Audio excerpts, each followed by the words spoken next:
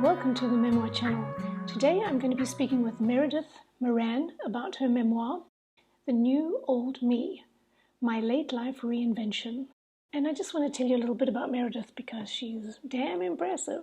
All right, so she has published a dozen nonfiction books, an acclaimed novel, and a myriad of articles, op-eds, essays, and book reviews for the New York Times, for the Washington Post, for the Los Angeles Times, for O Magazine, and for the Los Angeles Review of Books, plus other outlets. But these are some really, heavyweight publications that she's been in. So yeah, let's talk to Meredith and find out more. Hi, Meredith. Hi. Welcome to the Memoir channel, and thank you so much for being here today. Thank you for doing this. It's a topic that always bears more conversation. Okay, first of all, I'm thrilled that we're both stripy. Yay, us. Despite the rules when I was a girl that you never wore horizontal stripes because it wasn't thinning. Oh, all right, I missed that one. Yeah. So I wanted to say I'm quite in awe of you because I was reading your stuff and you say things so beautifully and you just kind of nail it. You just hit it right on the head. So I was going to start off with one of the things you'd actually written in the beginning of your memoir, where you said, "My wife and I were the happiest couple anyone, including ourselves, had ever known, and I attributed most of our glory to her." And then you went on to describe her as this meadow of sunflowers while you're in the dark cave. And you Right. said, instead of you pulling her into the dark cave, she would pull you out into the meadows, into the sun and the flowers. And I just thought that was so beautifully said, and it made me feel your loss that much more. Thank you. And I was wondering, when you wrote this book, how long a period had passed since your actual breakup? That's a good question. So we broke up in 2012 and I wrote most of it during a summer. I was at two different artist colonies and I believe that was 2015. So about 3 years later. Okay, and you were already had moved to Los Angeles by then, Yes, I moved to obviously. LA in May of 2012. Right as it happened, yeah. Well, I didn't really know it was happening at the time. I mean, I knew we were in a lot of trouble, but the Right. original idea was for me to move to LA for 3 months and make some money because I had just lost all my money Right. and had no work prospects. So I got offered a job in LA and I was going to go for 3 months and then come back and keep working on the marriage. Mm-hmm. So, okay, and then while you were writing this book, was it therapeutic for you? I mean, did you discover things about you? Did you, yeah. Yes to all of the above. I wrote it at these artist colonies. I was lucky enough to get two back-to-back residencies, so the whole summer was going to be me writing, and I had gotten the contract for the book right before I left. So when I went there, I had shipped to myself boxes and boxes of memorabilia from our relationship that I hadn't been able to look at in the 3 years or so that Wow. we've been apart. And it was definitely a very special environment in which to open those boxes and start going through the things. And I guess if I wasn't going to write about it, I would be a regular civilian just deciding when and if to look at things that were going to be painful to look at. But when I had a book contract and I was supposed to write about the experience, then it kind of gave a little more legitimacy to the whole undertaking. I mean, it's kind of lovely because it also gives it a positive slant. Hmm. So there's something good coming out of it, and Yeah, something, and some, exactly. It's and not a, yeah, and it's not something that there won't be creative. pain, it's that the pain won't be wasted, presumably. Yeah, Don't that's waste kind of how that I feel about pain. writing in general. Yeah, yeah. And now, how many memoirs have you written? That's a reasonable question for a person who's still alive. It depends on how you count them. I tend to write memoirs that have a kind of hybrid nature, so that with The New Old Me, for example, it's about the end of my marriage and starting a Hmm. new life, but it's also about what happens to women who started out as activists, feminists, and didn't believe in any of the rules and were trying to break the rules and break the nuclear family and all these things. Hmm.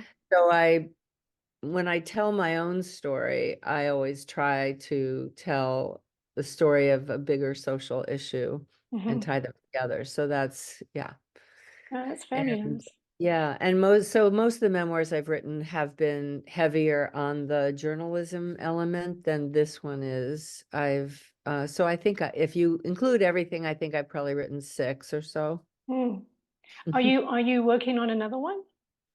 I've been writing another one for 5 years, which is really unusual for me. I usually write books quickly, and this one has had a hard time being formed and also a hard time selling. So I keep going back and seeing what would make it more appealing. But I don't think, I mean, appealing to others. It's always Hmm. been very appealing to me and my friends, kind of the way that tends to go. Yeah. But but it's also the change in publishing and the times that we're in, some of which I approve of. For example, since George Floyd's death in particular, there's Hmm. been much more emphasis on writers of color and what they call underrepresented voices. Yeah. Um, and I agree with that. The problem Absolutely. is, as with most social change, there's always this feeling that there's not enough publishing contracts. There's not enough review space in the newspapers, that we're all sort of fighting for crumbs. And I don't choose to fight for crumbs with Hmm. writers who haven't had a chance just because of the color of their skin or their life experience or their anything else, their gender, their orientation. But that has definitely made more space in a very small space for people who aren't me. Right. And when you say that this one's taking you longer because usually you write quickly or quicker.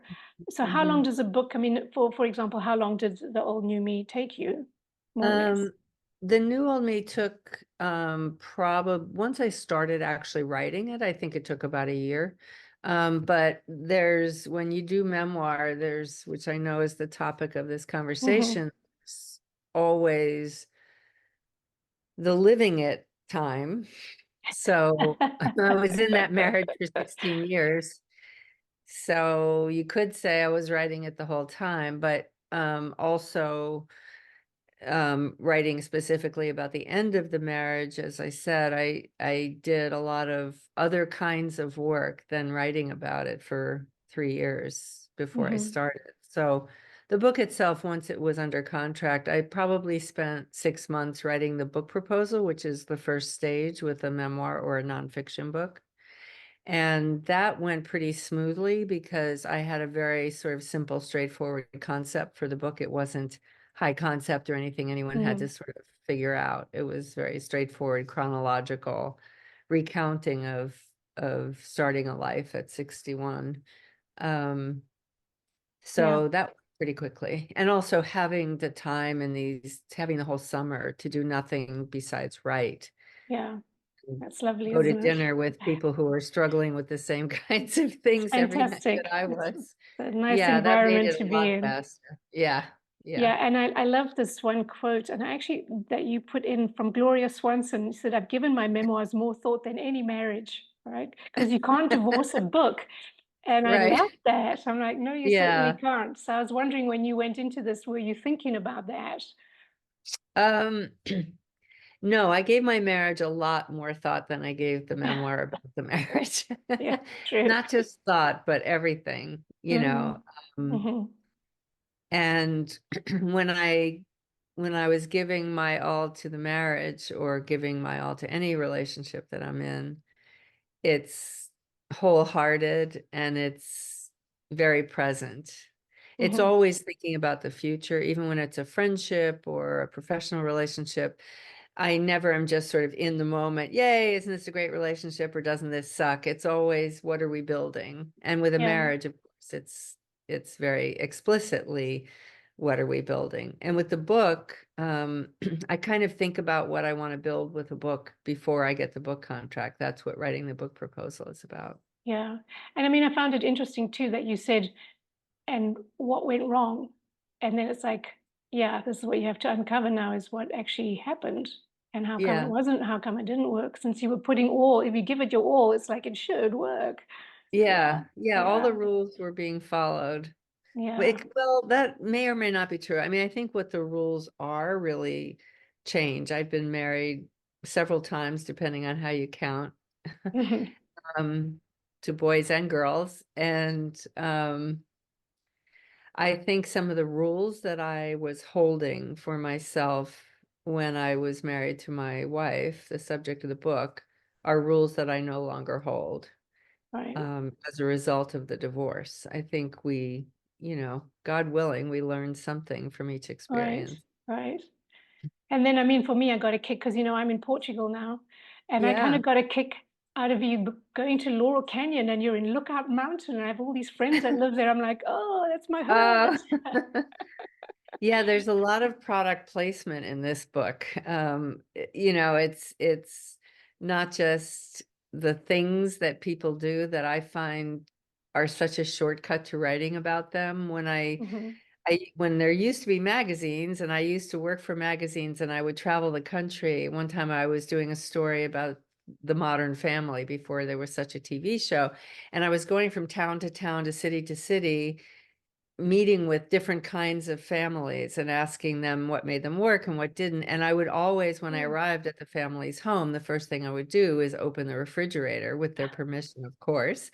And I could tell more about who they were from just looking in their fridge than I could, because it wasn't a curated vision of themselves. If you ask Hmm. somebody, do you recycle? They say, of course I recycle. And then you ask them what day of the week this recycling truck comes and they kind of fumble. You know that maybe they're not so avid as they wish they were. And the same with a fridge. You can say, what do you feed your kids? Oh, only the best organic, blah, blah, blah. And you look in the fridge and it's, greasy Chinese leftovers. It's it's kind of the ultimate truth about you are what I you love eat. that idea that you go in and Yeah. open their fridge. That's fantastic. Yeah. Yeah.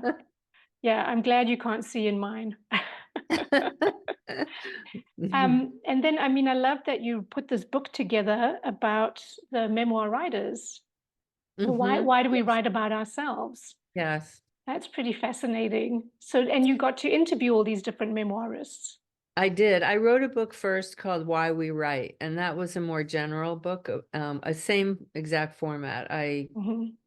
got a variety of kinds of writers, the people that the businessmen, and I say men purposefully, in Hmm. the airports grab on their way onto a plane versus the type that the intellectuals read versus the type the politicians read to help them make policy. Um, I tried to get writers of all kinds of books and Hmm. of all ages and backgrounds and all that. And it was really what was fascinating was that we are so steeped in polarity in this country, especially now, more so than when I wrote those books. And yeah, what I found is that an author who writes mysteries, for airport travelers, Uh-huh. and a very effete literary writer who writes for the elite, their reasons for writing are identical. Oh, that is Um, interesting. yeah, and they're a big part of the reason that I got from all of them was that I would go crazy if I didn't, or I would go crazier if I didn't. That Right. writing is a very containing, soothing process. And I think it's probably the same for all kinds of artists, Yeah. um, or maybe all kinds of people. I mean, for people who work in a cubicle in a corporation, they probably, I mean, I know people who do that and without work, they may hate their job and they may wish they made 4 times more money, Yeah. but it still identifies them and sort of it helps them Mm. figure out who they are.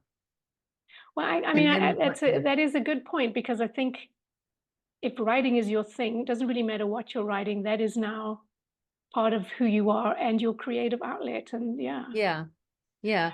And because I only interviewed writers who are published, that Hmm. eliminates 95% of writers. Hmm. So the same with the book you asked about, Why We Write About Ourselves. I wanted to hone in more on memoirists. And Yeah. in that case, I still talk to a wide variety of kinds of memoirists. Um, But again, I found the same thing. I found that group divided into two categories. One was in the central question of memoir writing for memoirists is, who are you willing to hurt and how much in order to do what it is that you love to do or that you think is important to do, or both. And those two groups were the ones who said, the hell with them. If they want to tell a story a different way, they should write their own book, which I found very facetious because, as I said, 95% of writers, including me at times, can't get a book contract. So, Sure. when you say they can write their own book, well, they can, but whether anyone will be able to read it is another matter. And Yeah. then the other group says, my relationships are more important to me than my career. And if particularly it came down to my children, Yeah. my partner, or my parents, those were the ones who got a lot Yeah. of in this. If I'm going to Yeah. lose my relationships over this, it's not worth it. And I will give people a chance to correct, my version of history with theirs. Yeah. And it's interesting too, because your truth may not be their truth. That's I'd say yeah. about using the figure 95% of the time, it's not. Yeah. Which is Yeah.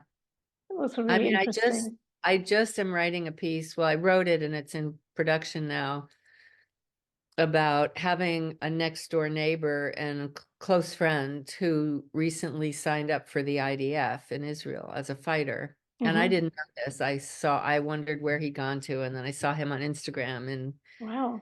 Gaza in a uniform. And so we agreed together to write a story about how our friendship had survived living next to each other, and him voting for Trump and me very much not, and all that. And then we're both Jewish and we both want the Jewish people to survive. Hmm. And yet everything else we think about that is different. So I wrote a piece. Our agreement was I would show it to him before I submitted it, and I did. And he said, I think it's really well written. He's a writer too, so we had that in common. He said, I think it's really well written. The ending is beautiful, and I disagree with every single thing you wrote.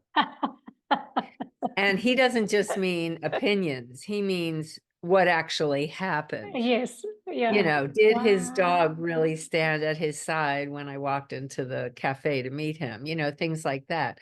It was just a very fresh reminder. This happened a week ago, and I thought, there you go. It's amazing, isn't it? It Because is it's amazing. interpretation of reality. It's like, Yes. yeah, And that wow. happens with, a partner.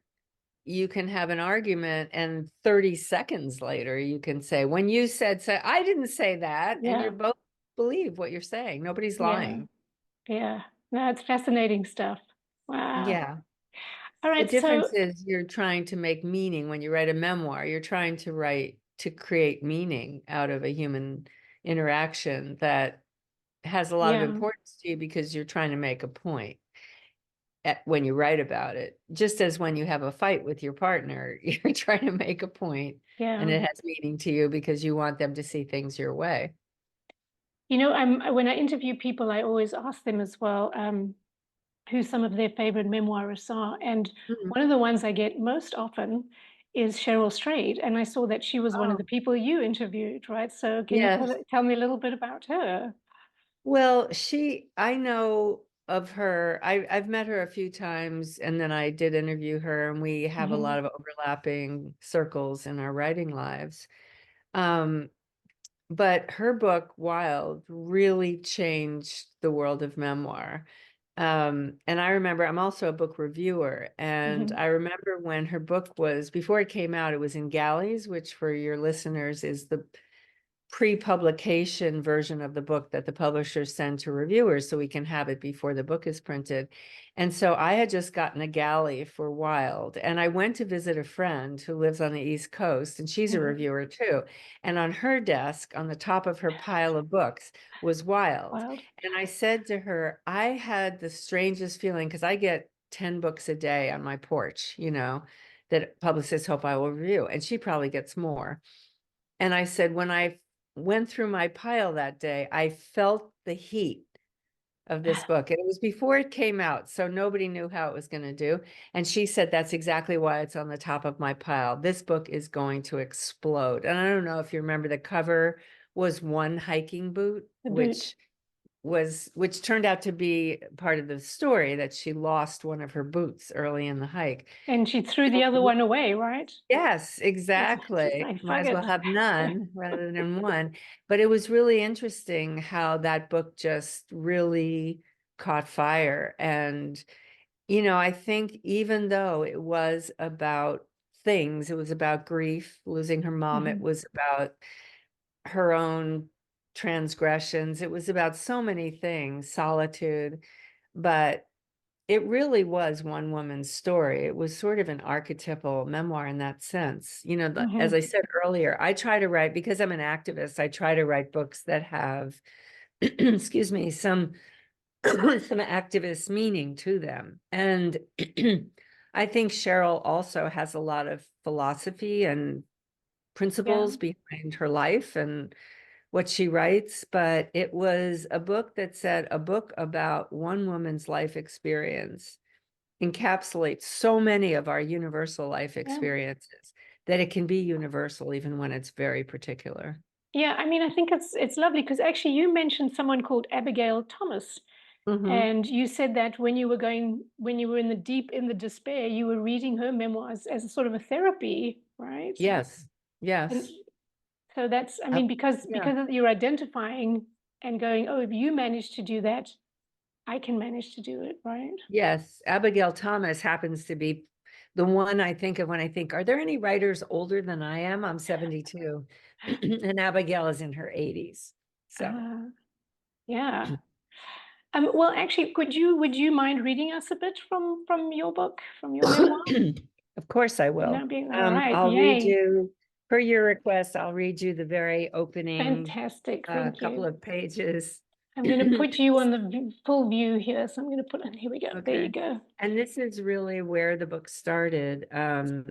This happened, the event that I describe, and the first paragraph of the book came to me as a whole paragraph in the middle of the night, and I ran to write it down, which never has happened to me before since August 30th, 2012. When the knife slips, I feel nothing. Everything freezes. The knife, my breath, time. I go numb, dumb. I know that I've cut my finger and I know that it's bad, but too soon for pain. I hold the ring finger of my right hand to my face and I see things I shouldn't. Blood, tendon, is that bone? I grab a dish towel with my good hand and wrap it around my bleeding hand and thrust the mess into the air. Instinctively, I call out my wife's name. For 15 years, that's what I did whenever something terrible or wonderful happened. I called out my wife's name. My wife is 400 miles away, but old habits die hard. Nearest emergency room, I tell myself, hurry.